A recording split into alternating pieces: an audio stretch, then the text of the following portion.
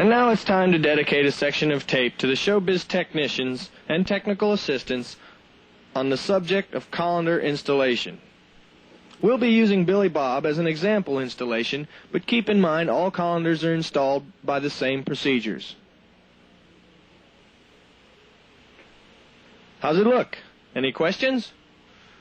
No, seriously. Let's look at the tools involved with installing a colander. The first tool you'll need is a tape measure for locating the hole in the skull.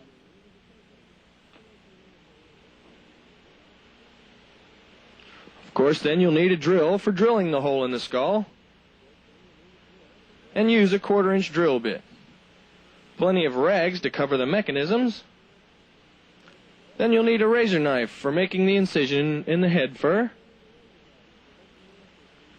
and a couple of hex wrenches for assembling it all. A blowgun is always handy to keep things clean during drilling operations. And the threaded rod, of course, which is supplied with your colander, with lock washers, hex nuts, and flat washers. You'll need a pen to mark the hole, and you'll find the location of the hole using your written directions. Here's Billy Bob's colander. It has been installed previously, so it already has a hole in it. You'll be drilling the holes later on, but we'll start with just drilling the skull and mounting the threaded rod. The first thing you need to do is unsnap Billy Bob's mask at the fur line.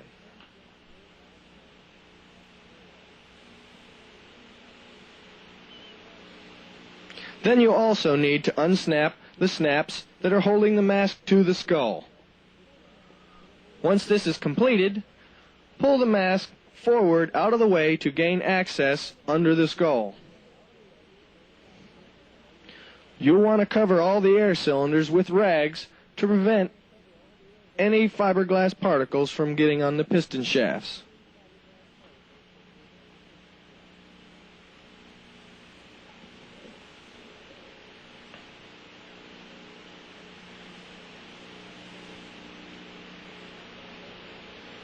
Now let's look at the prints.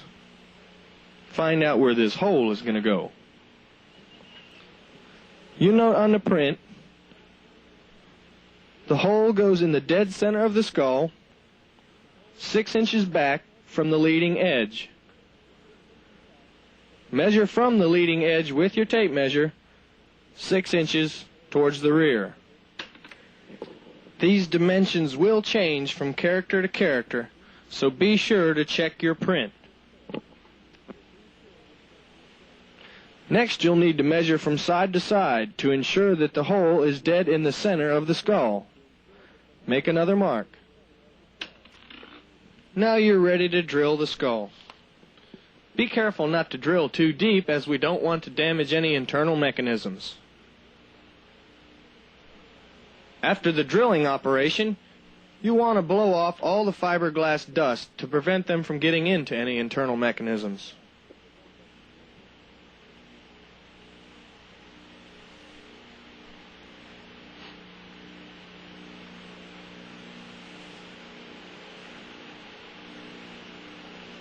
Now you're ready to cut the fur.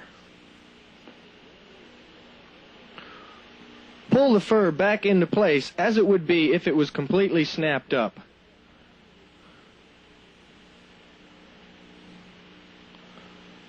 Put the mask back into place. Now pull the mask out of the way and feel through the hole where the incision should be made.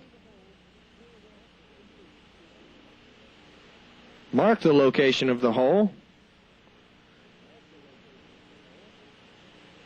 and it's a good idea just to double check it.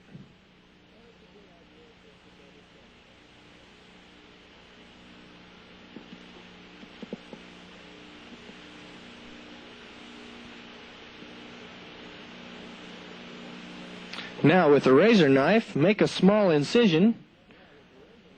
Be careful not to make any large incisions or not to tear any material. Just a hole big enough to get the threaded rod through. Now it's time to install the threaded rod. Assemble your installation hardware as shown.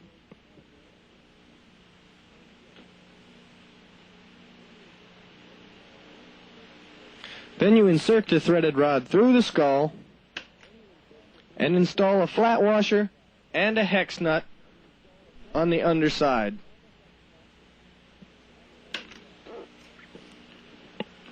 Tighten these hex nuts against each other to lock the threaded rod onto the skull. Please note that the threaded rod does not extend into the skull past the hex nut. The threaded rod should be flush. Now you're all done with Billy Bob and you can button him back up.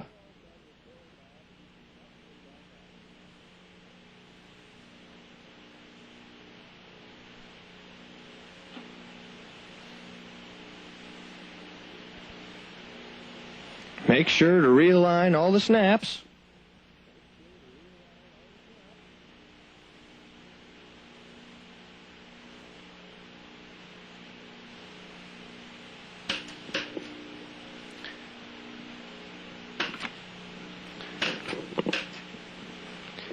And now, if your colander was pre-drilled, as ours was, it would be time to install it on the character.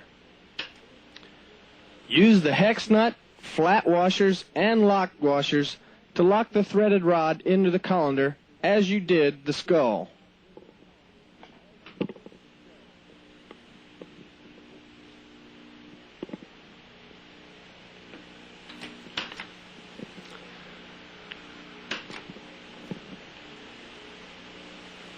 To determine exactly where your colander should be drilled, view the next segments of tape and see how ours look installed as we have them installed. Notice the dimension from the center of the eyes to the rim of the colander. These dimensions will be noted on your prints and on this tape. They are different from character to character, so be sure to look at your prints.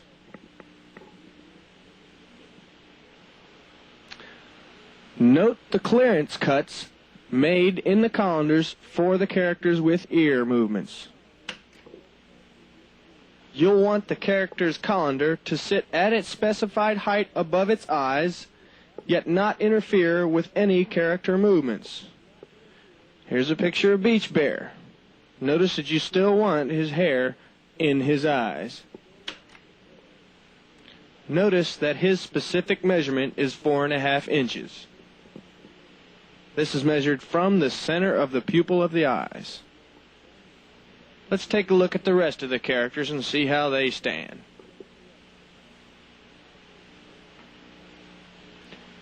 Here's the Grand Poobah of colanders. He's sitting down at a slim 3.5 inches above the eyes.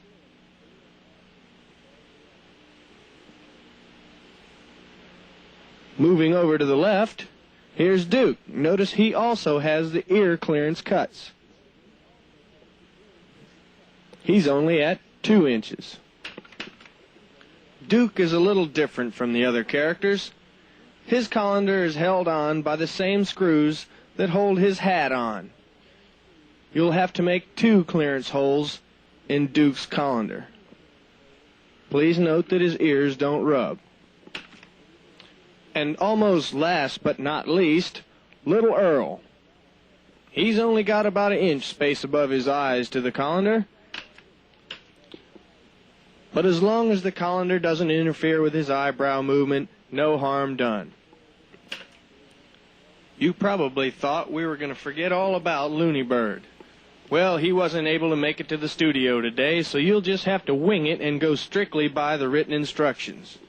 If you have any questions on colander installations, feel free to call Creative Engineering Collect.